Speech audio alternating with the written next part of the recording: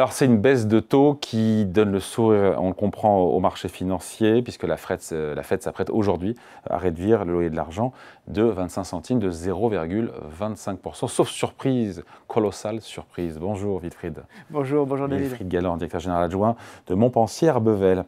Si la Fed opère donc cette baisse de taux aujourd'hui, ce mercredi, attendu par quasiment 100% du marché, est-ce que c'est parce qu'elle cède un peu au bout d'un moment à cette pression de Trump qui ne fait qu'augmenter, ou parce que la donne vraiment économique a changé? Elle-même s'est trompée, la Fed, sur l'emploi, elle n'a pas vu venir le gros freinage, et donc il faut s'adapter, donc il faut baisser les taux parce que ça freine au niveau de l'emploi. Même si l'inflation est un peu problématique. Ouais, voilà, c'est ça. Je pense qu'il y a les deux aspects. Il y a probablement les deux aspects. Il y a évidemment la fragilisation du marché de l'emploi, et c'est vrai que la Réserve fédérale, voilà, et la Réserve fédérale, c'est quand même son mandat. Elle a un mandat de stabilité des prix, mais elle a aussi un mandat de maintien du taux de chômage à un niveau le plus bas possible. Et c'est vrai que quand on regarde le détail des statistiques de l'emploi américaine, la fragilisation du marché de l'emploi est incontestable. On serait très content d'avoir 4,5% de chômage, hein, c'est sûr, chez nous, ce serait formidable. Mais clairement, quand on voit effectivement que, par exemple, depuis le début du mandat de Donald Trump, on a à peu près 600 000 créations nettes d'emplois. Sur ces 600 000 créations nettes d'emplois, vous en avez plus de 500 000, c'est uniquement le secteur de la santé. Tous les autres secteurs, c'est à peine 100 000 créations d'emplois nettes depuis le début du mandat de Trump. Donc ça veut vraiment dire qu'en termes de dynamique, on n'est plus là. Et quand on regarde également dans la partie géographique, hein, on a énormément d'États qui détruisent de l'emploi. Alors, ça continue à créer à New York, ça continue à créer en Floride, ça continue à créer au Texas. Mais au mois de juin, on a eu des destructions d'emplois aux États-Unis. Et au mois de juin, exactement. Et au mois de juin, on commence. Première depuis 4 ans, je crois. Ouais, exactement. Et en plus, on a effectivement cette petite musique autour des révisions à la baisse qui sont assez considérables. Oui, il faut en parler. On en a parlé, voilà, mais pas assez. Le bureau de la statistique. Le bureau du travail, exactement. Voilà, le bureau des statistiques finalement, entre mars 2024 et avril 2025, une révision à la baisse des créations d'emplois de 1000, 2000, 5000, 10 000, 100 000, 200 000, 500 000, non, 900 000 emplois. Ouais. Donc ça a commencé d'ailleurs avant Donald Trump, ça a commencé sous Biden. Ouais, mais c'est d'une violence inouïe. Hein. Alors c'est particulièrement violent, mais c'est lié aussi On a surestimé de 900 000 les créations de postes. C'est lié aussi à un mode d'évaluation qui est complètement différent. C'est-à-dire que lorsque vous avez au mois le mois les statistiques de l'emploi qui tombent, vous appelez les ménages, et ça vous permet de calculer le taux de chômage. Puis vous appelez les entreprises en disant vous avez créé combien d'emplois en net.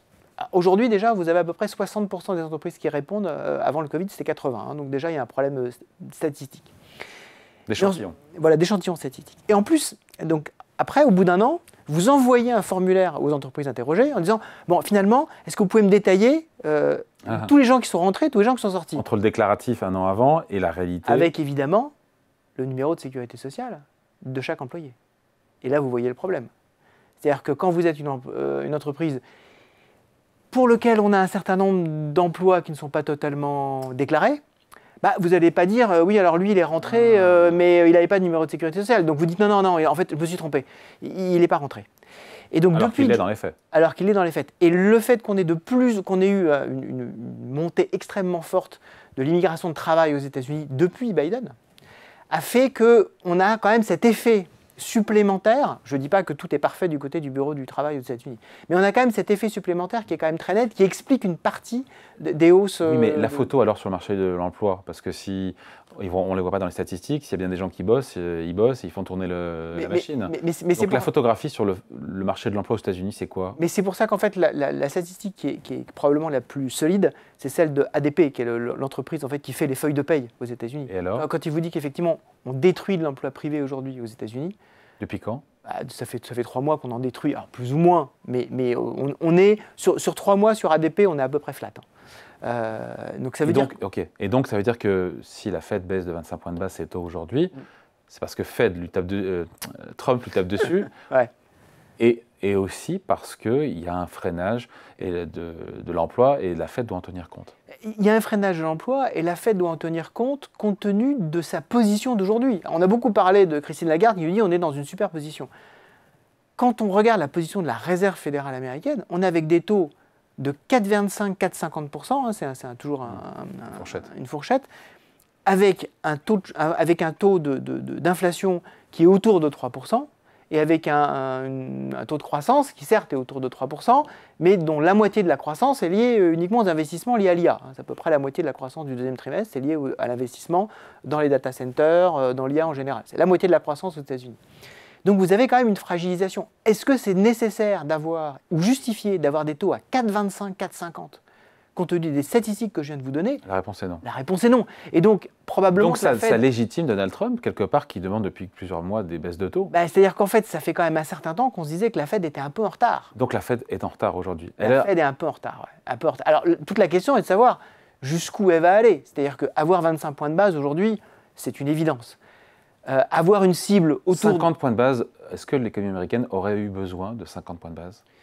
Le problème quand vous faites 50 points de base, c'est que vous générez des attentes très fortes et donc vous devez calmer ces attentes. Et donc derrière, vous dites, je fais 50 mais j'arrête. Et c'est pas bon non plus pour l'économie américaine. Donc il vaut mieux être dans un cycle un peu géré, un peu piloté de baisse de taux, qui va l'amener, moi ce que j'espère, c'est qu'on soit effectivement, je suis un peu le barycentre des marchés de ce point de vue-là, mais qu'on arrive à 3,5%, qu'on ait à peu près 3 baisses de taux. Donc on est entré dans un cycle de détente monétaire aujourd'hui. En fait, on est rentré dans un cycle d'allègement monétaire qui peut être un cycle court, mais au moins de réajustement par rapport à une réalité. Alors, on va attendre de voir si effectivement on a une spirale de prix qui se met en place avec les droits de douane. Aujourd'hui, ce n'est pas le cas. Aujourd'hui, ce n'est pas le cas parce que justement, le marché de l'emploi est relativement faible.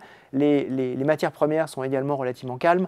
Normalement, quand vous avez un marché de l'emploi faible et des matières premières qui sont calmes, et en plus une stabilité monétaire, même si le dollar a tendance plutôt à baisser, mais quand même, globalement, c'est stable, vous n'avez pas de spirale inflationniste qui se déclenche. Donc ça nous mène vers 1 à 2 potentielles baisses de taux supplémentaires de la Fed d'ici la fin de l'année. Oui, je pense. Ouais. C'est énorme. Et c'est ça que les marchés anticipent. C'est-à-dire que pourquoi est-ce que... C'est dans le marché, ça. C'est complètement... Voilà, pourquoi est-ce que les marchés aujourd'hui, contrairement à ce qu'on attendait dans une économie qui ralentit, nous disent c'est formidable, tout va bien? C'est parce que dans une économie qui reste en croissance, quand vous baissez en plus le taux de financement, alors c'est formidable. Mais on est quand même sur une ligne de crête. C'est-à-dire, ça veut dire qu'il ne faut pas quand même qu'on tombe dans les baisses de taux pour contrer une récession. Ça, ce serait grave. C'est pour ça qu'en fait, on attend vraiment Jérôme Powell, mais on attend aussi fébrilement tous les trimestres et statistiques américaines, parce que ça ne suffit pas d'avoir un allègement monétaire. On l'a vu en 2008, on l'a même vu en 2011. Ouais. Ça ne suffit pas, donc attendons de voir. Mais effectivement, ce soir, les 25 points de base, à mon avis, c'est acquis. Ouais. Qu'est-ce qu'il va nous dire d'autre sinon, Jérôme Powell? On va attendre quand même. Il va encore nous dire on est data dependence en fonction de l'évolution des données financières. Je pense qu'on l'attend beaucoup. On l'attend moins que la BCE sur sa réduction de bilan parce qu'elle est relativement faible. On l'attend beaucoup sur la gouvernance. Parce que plus que les questions sur l'indépendance de la Réserve fédérale, on sait que l'indépendance des banques centrales, en fait, dans les moments critiques, dans les moments de crise, personne n'est réellement indépendant, tout le monde dépend des uns et des autres, tout le monde discute. Vous êtes indépendant quand tout va bien. Quand la tempête monte, en fait, vous n'êtes plus vraiment indépendant, vous discutez. Et c'est très bien comme ça. Mais la question, ça va être une question autour de la gouvernance. On sait que Stephen Miren, le conseiller économique de Donald Trump, vient de rentrer au bord de la Fed. Une voie près. Voilà, il va alors, comme il y a un ordre protocolaire assez clair, il va s'asseoir juste à côté de Lisa Cook, la gouverneure dont Trump veut la peau et a émis la lettre de licenciement qui pour l'instant était... Ah oui, là, ça va être super sympa entre voisins. Ambiance. Voilà. Mais il va être interrogé, je pense, Powell, sur la gouvernance de la Fed dans ce contexte-là. Comment faire en sorte que chacun puisse à la fois s'exprimer, mais qu'il y ait un esprit clair de décision qui s'applique à cette Banque centrale mondiale. Ça va être très important. Je pense que les questions vont véritablement porter là-dessus. Stephen Miren a également beaucoup insisté sur sa vision de la baisse nécessaire du dollar. Il est très baissier dollar. Normalement, la Réserve fédérale ne s'occupe pas de ce genre de choses. Et voilà. Et donc là aussi, je pense que les questions vont fuser. Alors, Jérôme Powell a énormément d'expérience. Il va naviguer avec la souplesse qui le caractérise. Mais quand même, ça va être quand même très attendu sur... Le board au global, il n'est pas encore pro-Trump. Il y a les gouverneurs, il y a les... Il y a les gouverneurs et les représentants des Fed régionales qui tournent. Il y a 7 représentants de Fed régionales et 5 gouverneurs. Donc ça fait 12. Et sur les 12, combien sont pro-Trump aujourd'hui? C'est difficile à savoir. Dans les gouverneurs aujourd'hui, vous en avez probablement 3. Voilà. Avec Stephen Miren, ça fait 3. Voilà, avec Stephen Miren, ça fait 3. Et le conseil économique de Trump. Exactement. Et le point, c'est que normalement, le conseil des gouverneurs valide la nomination des gouverneurs des Fédérales Réserves régionales. Comment est-ce que ça va se passer? Donc, là aussi, si Lisa Cook est effectivement démis de ses fonctions, voilà. Il y a une majorité. Et donc, toute la question de la gouvernance va être là. Comment ça va fonctionner? C'est quand même On va discuter de la nomination du gouverneur de la Fédérale Réserve du Kansas, mais ça nous concerne tous en fait. C'est ça le paradoxe, c'est que le gouverneur de la Fédérale Réserve du Kansas, en fait, il a un impact sur nos vies parce que le dollar, c'est la monnaie mondiale. Donc Powell, il va être beaucoup interrogé, je pense, sur la gouvernance. Allez, merci beaucoup. Explication. Avec plaisir. Wilfried Galland, directeur général adjoint de Montpensier Arbevel. Merci. Merci.